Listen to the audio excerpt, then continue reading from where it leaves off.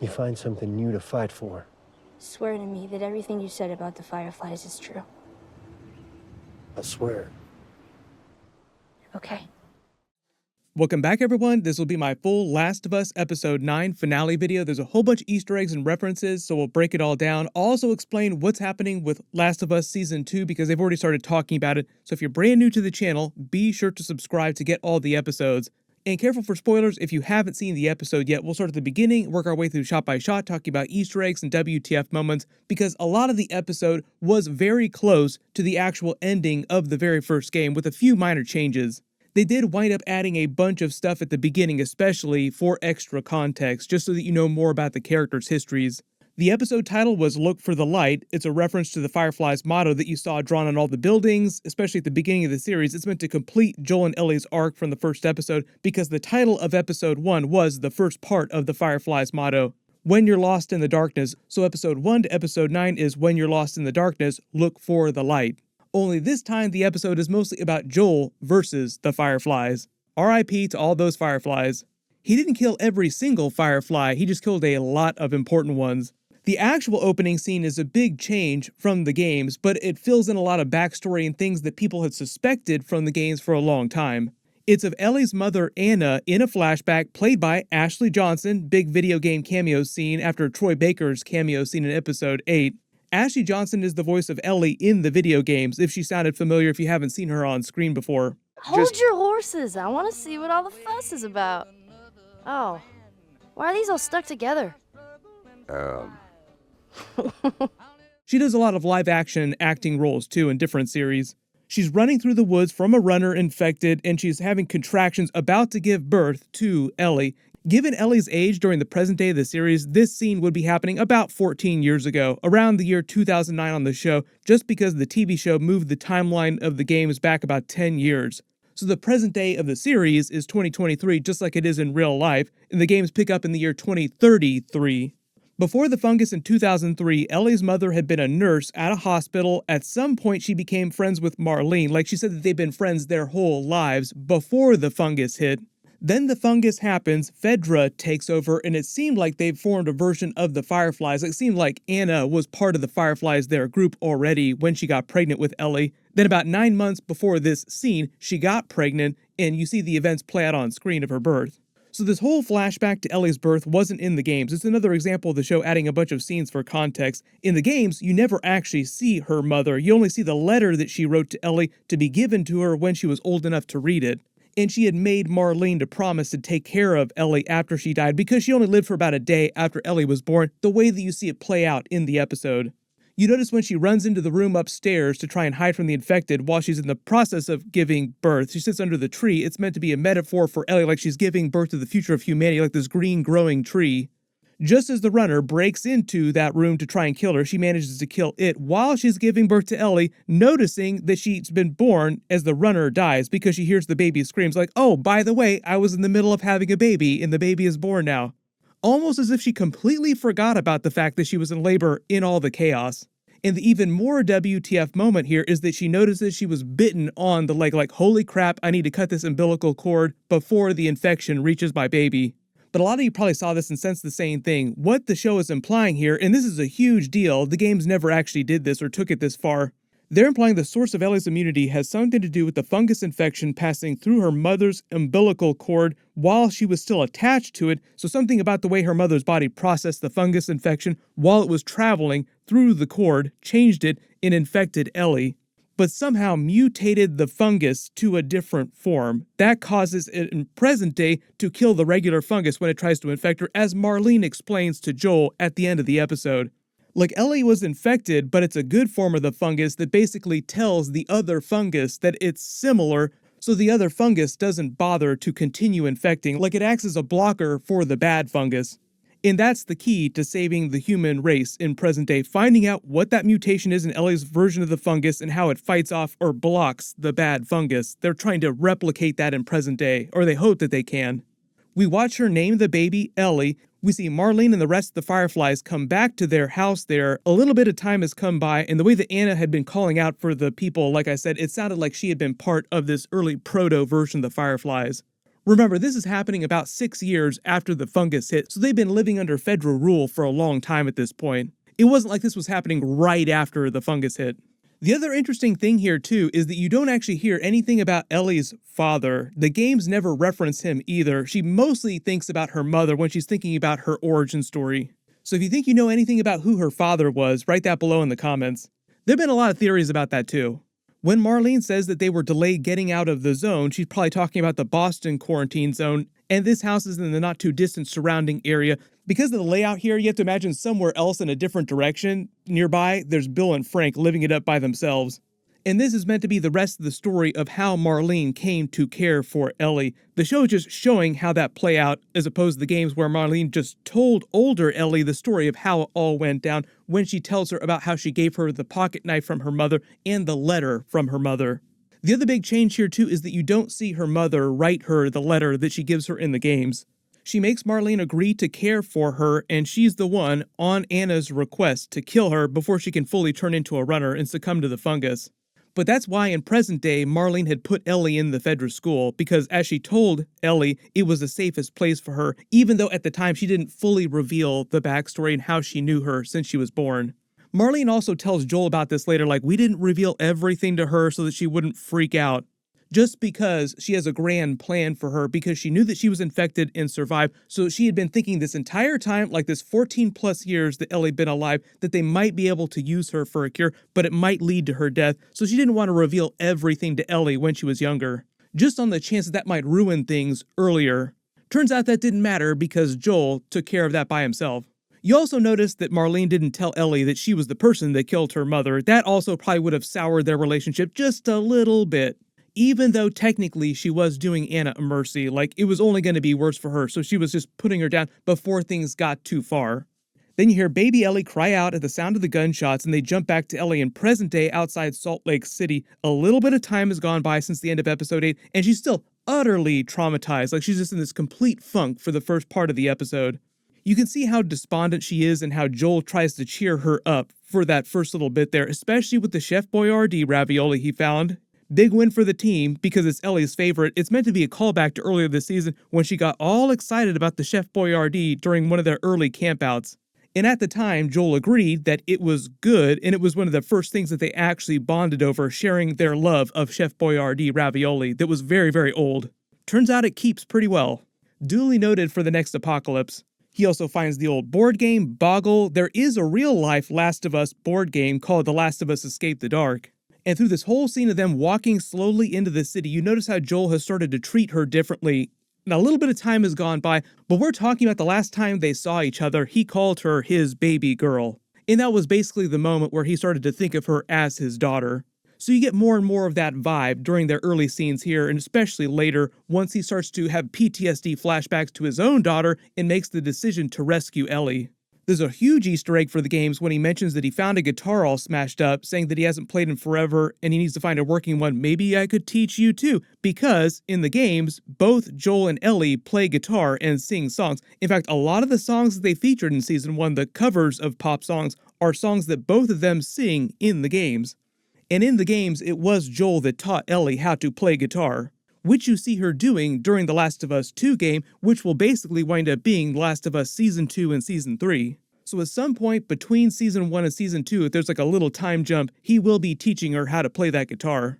But as you can see, she's still utterly broken, like she's barely paying attention to him because she's so listless. The fight with David just broke her completely inside. Joel also starts breaking out the dad jokes with Ellie, joking about blasting through the rubble, the dynamite, just trying to tell jokes and talking about really crappy puns, asking for them just to try and cheer her up. The other joke here too about Ellie's plan, like, okay, we're going to sneak around here through this building, look around the skyscraper to get a lay of the land, is that a lot of the time in the video games, both of the video games, the first one and the second one, you spend sneaking around, crab walking around buildings, trying to avoid the other people, the other hostiles, the infected, so they don't see you. But when it came time to actually make The Last of Us TV show, because Pedro Pascal said he's getting to be an older man, it's much harder for him to just walk around on his knees like that the entire time. So that's why on the TV show, you don't see Joel doing a whole lot of crab walking around like you do in the games. Blame the old man knees on that.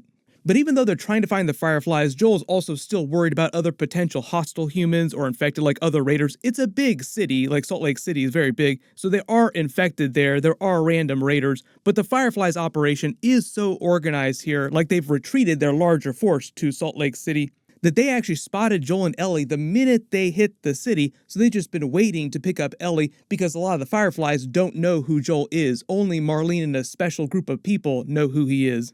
So you have all these Fireflies just waiting to get the drop on them, not realizing who Joel is, just because she is so valuable to them.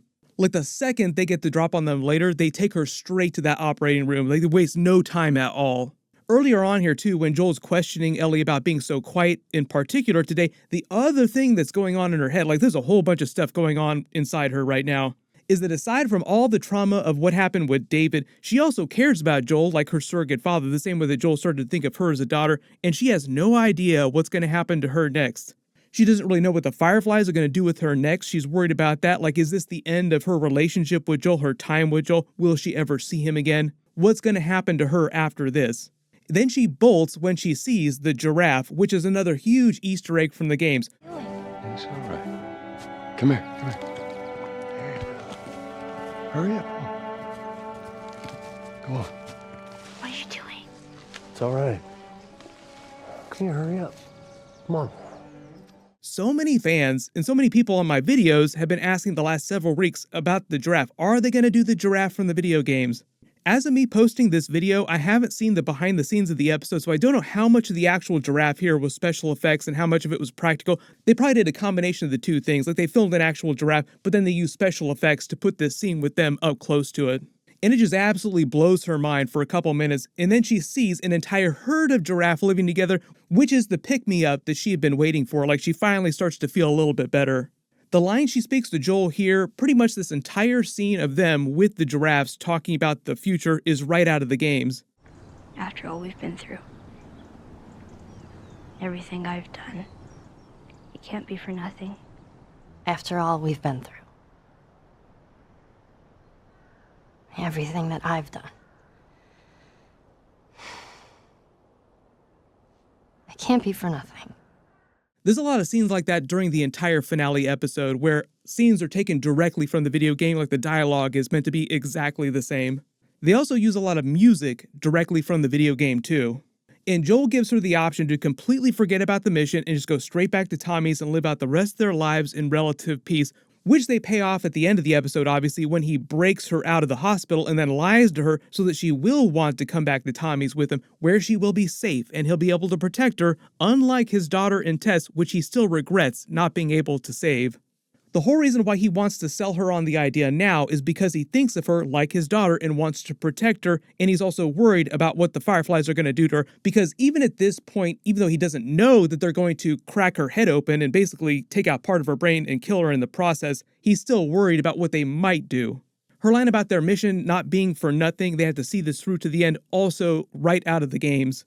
She also references Joel's sheep ranch again and her wish to visit the moon. And as they get closer to the hospital area, Joel starts remembering the events of 2003 after the fungus started spreading and starts talking more about his backstory, which he'd been doing more recently as he gotten closer to Ellie, opening up about his traumatic backstory, where he explains what happened right after the death of his daughter. Like he starts talking about Sarah's death. No, she was already dead at this point. I wound up in the hospital basically because he tried to kill himself unsuccessfully. And this is meant to be a huge deal because even just talking about Sarah was probably the most off-limits thing to him ever. Before this, he completely closed himself off from the pain of what happened, losing Sarah, what happened right after the fungus hit, that he'd avoided talking about her and everything for years. He didn't even talk about it that much with Tess. But his time with Ellie has allowed him to slowly open up that wound again and start dealing with it, when he also comes clean about what he tried to do, killing himself, to Ellie, that it wasn't time that healed all wounds, it was Ellie herself that helped heal him. And this is meant to be him telling Ellie how much she means to him, and also inform why he does some of the things he does later in the episode, killing all the Fireflies to rescue her, because she's that important to him. He's willing to prevent the chance at finding a cure for the entire human race. He cares about her that much. She's worth more to him than the rest of the human race. He even starts crying a little bit when he starts talking about this. Just some dust in his eyes, that's all, just some dust. Then after they start having so much fun sharing awful puns from Ellie's book of puns, they don't notice the fireflies getting the drop on them, which Joel had referenced in earlier episodes, saying that being with Ellie had made him weaker, quote unquote. Only that time he'd been talking about it as if it was a bad thing, and obviously now it seems like a very good thing. So the Fireflies capture them with a smoke bomb. They take Ellie directly to their chief surgeon, the Fireflies' chief surgeon, who is Abby Anderson's father. Dun dun dun. She doesn't appear in the episode or isn't referenced at all, but she will be one of the main antagonists in Season 2 and Season 3 because Joel kills her father while rescuing Ellie. If you have played the games, please don't talk too much about what's going on with Abby. I'll do a Season 2 video at some point and talk a little bit about where the plot picks up in Season 2 and how they're going to divide Season 2 and Season 3 with the second game. But they don't really get into Abby or reference her anywhere in this episode, for those people that are wondering. Joel wakes up in another room of the hospital with Marlene explaining everything to him, the rest of Ellie's backstory, what their plan is to do with her, and this is all right out of the games. Like Marlene explained to him, this is what's going to happen, she's probably going to wind up dying, but we're probably going to be able to create a cure for the entire human race. The idea, though, is that the surgeon taking out the mutated piece of fungus in her that he wants to use to create a treatment from will essentially kill her, like the operation will kill Ellie. Which is when the gears in Joel's head start turning and he starts having PTSD flashbacks to the death of his daughter. It's meant to be a parallel for episode 1 when he freaked out on the guard having the PTSD flashbacks to his daughter because the guard was trying to hurt Ellie. And even though Marlene is basically condemning Ellie to death, it isn't meant to be them showing her as a terrible person. She genuinely hates that Ellie has to die in order for this cure, but she's thinking of the common good, whereas Joel is only thinking about his baby girl. Like this all goes back to the end of episode 8. It's okay now, baby girl. I'll take care of you. As they escort Joel out to the edge of the city, she gives him Ellie's mother's pocket knife as a way to remember Ellie. Remember, that's the same pocket knife that we saw on Ellie's nightstand. The reason why he stops at the sign in the hospital is so that he can see where Ellie will be, like he can find out where the pediatric surgery ward is so that he can find her and rescue her. He turns on the men in the stairwell, and then the music sort of cuts out and turns into more background music, and all the music for this part of the episode where he's mowing through all the fireflies on his way to Ellie is right out of the games. You notice that he even kills the fireflies that surrender to him, lay their guns down. He even stabs one with Ellie's knife so that they can't turn on him later. Like I said, when he enters the pediatric surgery ward, the doctor here is Abby's father, their main surgeon. That will come back to haunt him, killing him. No spoilers about that, like I said. He does spare the nurses, the first ones that he spared. He pretty much killed everybody else in the hospital. R.I.P. to all those fireflies. As he tells Marlene later when he's in the process of killing her, the reason why he killed them all in such cold blood is so that they wouldn't be able to turn around and come back after her again. And this whole scene of Joel versus Marlene in the parking garage is also meant to be right out of the games. And remember, the actress who plays Marlene on the show is also the same actress who voiced Marlene in the video game, so she's speaking the exact same lines, just 10 years apart now in live action. Please. You just come after her. Let me go. You just come after her. Basically, the speech is another version of the needs of the many versus the needs of the few, and the idea is that Marlene is meant to be right, that Ellie would want to sacrifice herself if it meant saving the human race, which is what Joel doesn't want, which is why Joel continually lies to her about what was going on, because he knows that Ellie would want to sacrifice herself. He's just not willing to let her die. Really like the ending of the episode too, with the way they edited things, jumping back and forth between him in present day driving away with Ellie and then cutting back to the scene of what happened while they were in the parking garage where he was killing Marlene. If you like the way they did that, that's also exactly the way they edited the ending in the games, where you're hearing his lies to Ellie, where he's telling her what happened while they flash back to show you the truth of what actually did happen when he killed Marlene. Turns out there's a whole lot more like you. People that are immune. They've stopped looking for a cure. Turns out there's a whole lot more like you, Ellie. People that are immune. There's dozens, actually. They've stopped looking for a cure.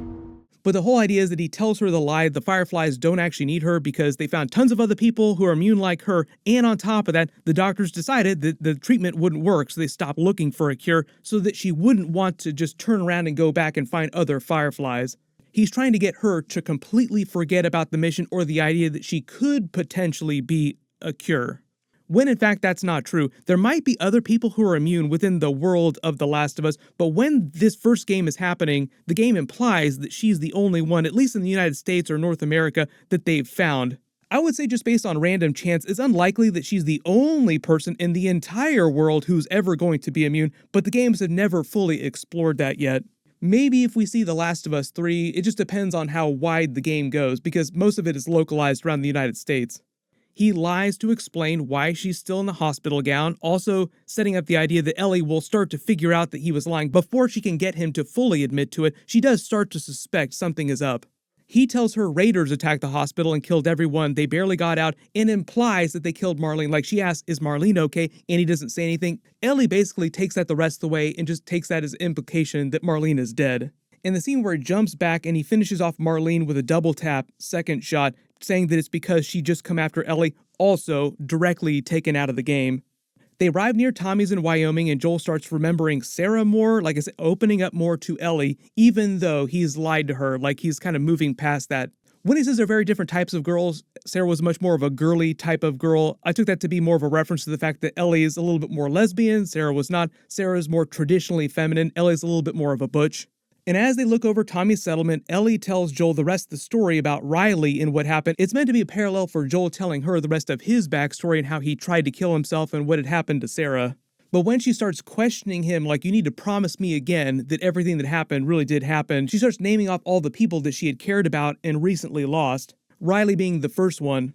And he lies to her again, saying, no, everything that happened, completely true. There is no cure. You don't need to worry about that. We can settle down here. We'll be safe in Tommy's settlement, basically. And when she says okay, it's meant to be kind of a sad moment, like her reaction is kind of a sad reaction. Swear to me that everything that you said about the Fireflies is true. I swear. Okay. Even though she doesn't totally believe him, she's starting to figure things out slowly. It'll take a long time before he fully admits what he said was wrong. And at least right now, it seems like their mission had been for nothing. Like, all these hopes that she had in curing everything, like, this can't be for nothing, but it does kind of feel like nothing based on what Joel told her. So it's more of a resignation on her part, like, okay, fine. As of right now, they do plan on making season 2. Pedro Pascal said they might start filming it before the end of the year, but he's also supposed to be filming The Mandalorian season 4 around that time too, so we'll see how they work that schedule out. What they've said is that because the plot of The Last of Us 2 game is so much bigger than The Last of Us 1 game, that they'll probably break The Last of Us 2 into a couple different parts, maybe 2 parts, maybe even 3 parts across the next couple of seasons. Also, there's the idea that they want to go beyond season 3. They might adapt new plot that they do for The Last of Us multiplayer game. Neil Druckmann has also talked about doing The Last of Us 3 game, which they would also theoretically adapt. Is there Last of Us Part 3? No comment. I'll just say right now our focus is on we have the multiplayer game coming out, and we're going to reveal more of that later this year. So unless we had a really good, compelling story to keep the story going, then it ends in part 2. I will do a much bigger Last of Us Season 2 video tomorrow. But if you spotted any other Easter eggs in the episode that I didn't mention in the video, just write them below in the comments. Overall, it was a great series. I was really happy with the way they adapted the series. The last couple years, there have actually been some pretty solid video game adaptations, so it does make me hopeful for future other video games being adapted to stories like this. Speaking of Pedro Pascal again, my full Mandalorian Season 3 Episode 3 video will also post this week. You can click here for that. I'll update the link as soon as I post it. And you can click here for my Last of Us Season 2 video. I'll also update the link as soon as that posts as well. Thank you so much for watching. Everyone stay safe, and I'll see you guys in the next one.